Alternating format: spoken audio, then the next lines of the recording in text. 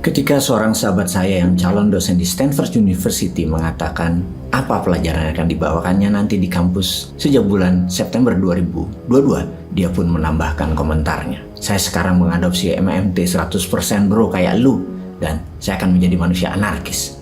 Saya tidak paham maksudnya apa. Yang kemudian dia menjelaskan, di dunia ini ada hal yang menarik. Jika di tangan kanan, dia menerangkan sambil mengangkat tangan kanannya adalah produksi, dan di tangan kiri dia pun mengangkat tangan kirinya adalah uang beredar. Maka ketika ada inflasi, maka rumusnya tangan kirinya diturunkan, alias tarik uang dari peredaran. Kalau uang beredar turun, tidak selalu membuat produksi turun selama daya beli tidak turun. Dengan rumus ini, maka inflasi terkendali.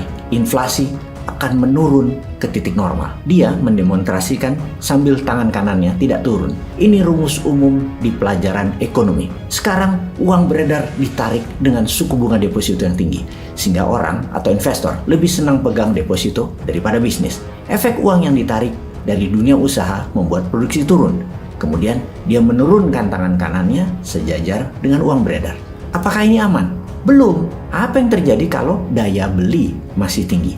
Maka harga kembali naik karena masalah demand dan supply. Ada demand dan supply yang sedikit.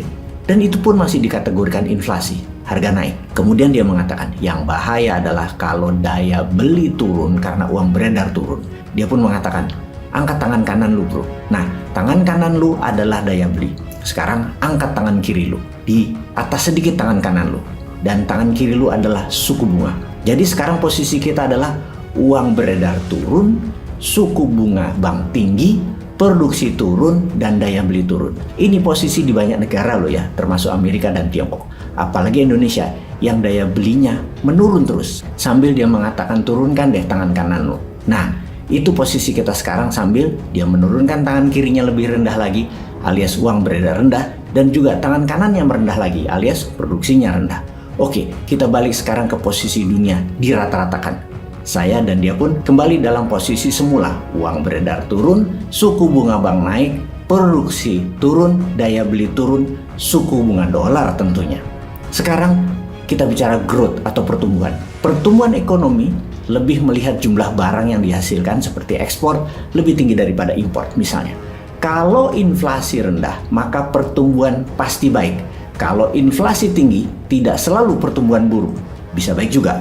Kecuali hyperinflasi, pasti tidak ada pertumbuhan. Dan saat ini ada anomali baru, jarang terjadi di masa lalu, alias 100 tahun dunia modern ekonomi, yaitu terjadi di mana suku bunga tinggi tetapi inflasi tinggi. Uang beredar coba dikurangi dengan drastis, serta pertumbuhan ekonomi negatif terjadi di Amerika dan terjadi di dunia. Kesimpulan, daya beli rendah di mana-mana di dunia ini.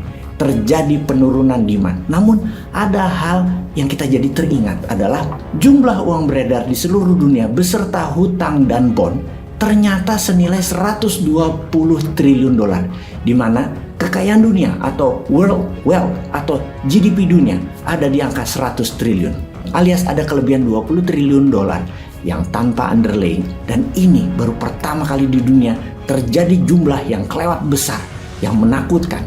Jarak antara uang beredar dengan GDP dunia.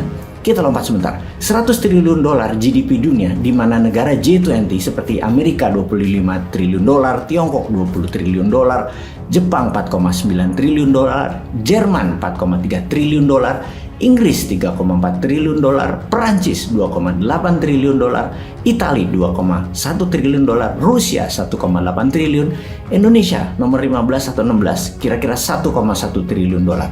Total negara G20 itu menguasai sekitar 73% GDP dunia. Dan ditemukan fakta bahwa ternyata bond dan uang beredar nilainya 120 triliun dolar.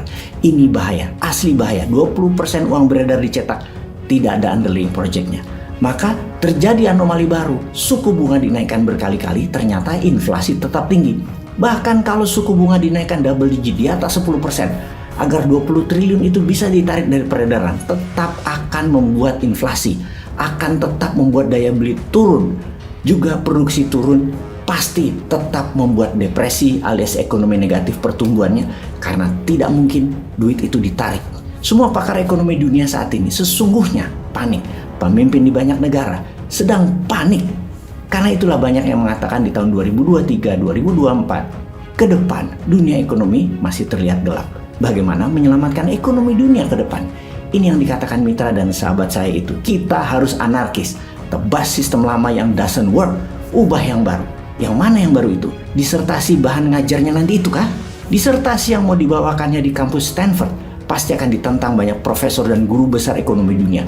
Bahkan pencinta John Maynard Keynes yang pasti menghujat, termasuk sahabatnya Larry Summers, sahabatnya sendiri, seorang ekonom senior dunia, mantan Menteri Keuangan Amerika di zaman Obama, pasti berang. Juga seorang Nobel laureate Paul Krugman yang sering menjadi penasihat Datuk Mahathir Mohamad pasti akan menentangnya. Namun dia, sahabat kita ini, sudah cukup pede. Dia sudah dapat stempel dari Universitas Stanford dan sudah sangat siap perang secara mental. Saya pun bertanya, kita kan post Keynesian, terus gimana ilmu barunya?